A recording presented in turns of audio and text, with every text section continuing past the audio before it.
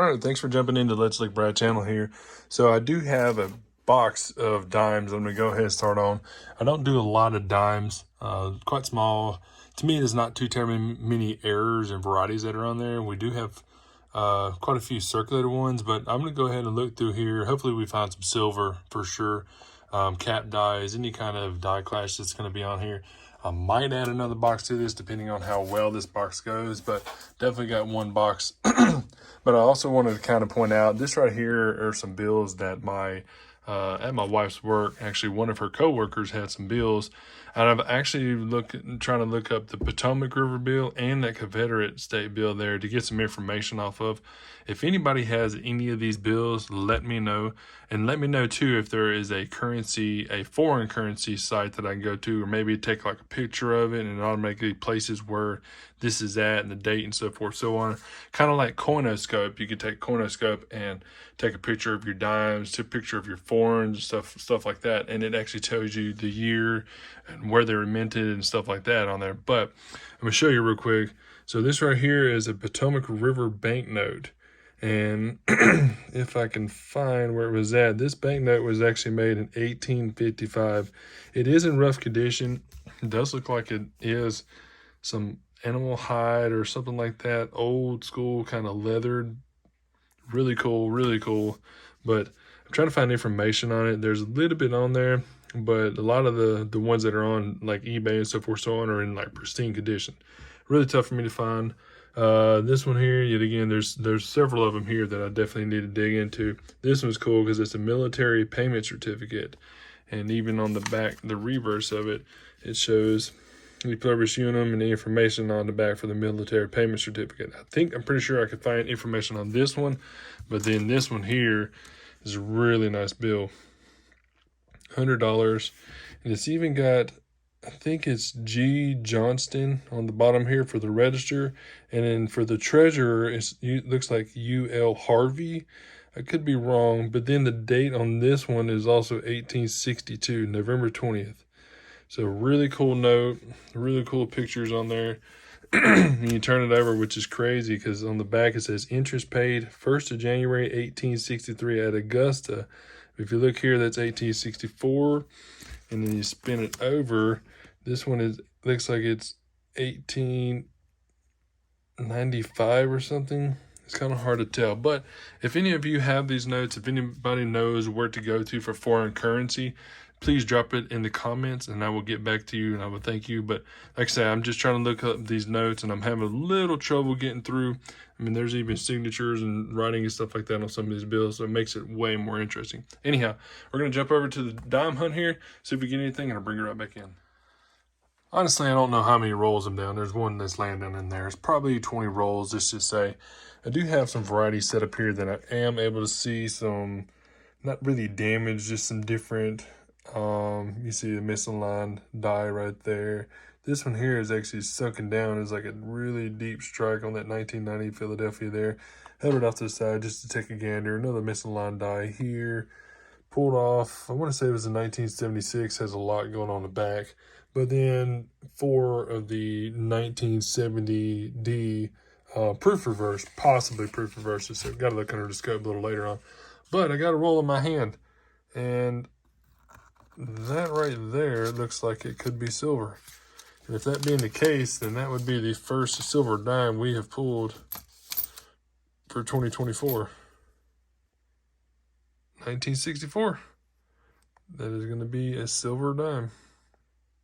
And we got a Denver mint mark there. Honestly, 1964, I want to say it has a variety for a D over D. Might as well just go ahead and scope it while we got it. Let's see. Not seeing anything on it. There's something on the inside top there, but not really. Anyhow, we do have silver. It's first silver dime of 2024. Put it there. Keep moving. All right, well, box number 1 is down. I went ahead and went through all the varieties here that I had set up, just in case there was anything in there. Didn't find anything in there. There's some extra damage on some of these coins here. Pretty good sized blot there, right across the, you see how much it's stacked up on top of there. I mean, it's ate up by something, but it's pretty flush too. Not really like it was dented or damaged, you know, but probably a little pocket or something. I mean, it's more, like I say, more metal just stacked up there. It's got a little hole in it. Probably like it might have had some gas inside of there and it just peeled back, or something with lamination and whatnot. Kind of interesting. Just held it off as an oddity. And then this one here too, got the scope up and going. This one just had some extra tracks. Side of the rim there, you can see where the reeded edge would have been kind of piled on there. Interesting. A little something off to the side. And then all the 70D proof reverses. And then our 1964 silver dime. Let me go ahead and take this box here to the bank, dump it out, and I will be right back for the second box. Well, I'd stopped by 3 different banks, and they had uncirculated dimes all the way through. And then the 4th bank that I stopped at, these are uncirculated. Here, the only wrap that's circulated is going to be this set here, looks like. So we do have some circulated ones on the bottom there. So it's just going to be a short hunt. It's a lot of running around, a lot to do to be able to take. And when I go to one bank, I have to go to my big bank to drop them off.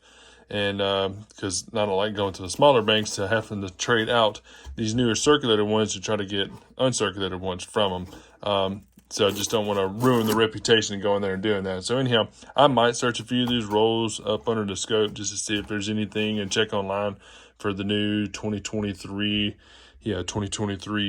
Denver dimes. But definitely going to hunt this wrap right here. Cross the fingers we get something out of it. But if not, it's just going to be a short hunt. You've got to be kidding me. So very first roll out of there, popped it open. That looks like we got silver in the first roll. In the first roll,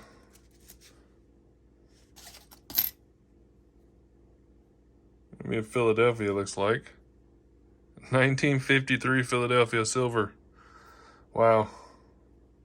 I'm actually kind of speechless for the ratio of what we do and don't have to hunt. So interesting. So, well, we got 2 silvers on the hunt so far. Let's keep moving. All right. Well, I went through that rubber band of dimes there.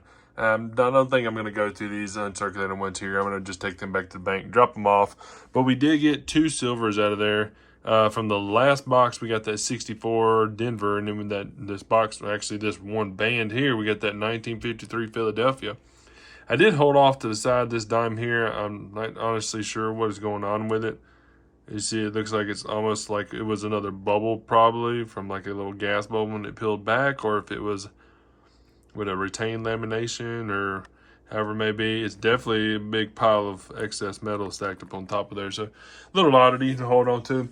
I do have a 2015 Philadelphia dime up under here. And I did find one other that had this on there. You see the notching that's up on the E and D. Actually, the one I had from the first box actually had notching in the bottom side of the T here and the E and the D. I'm curious if that's going to be what would be a DDR or whatnot. And as you see, I turned it a little bit just to give you a little better glamour of it. Yeah, it's notched there for sure.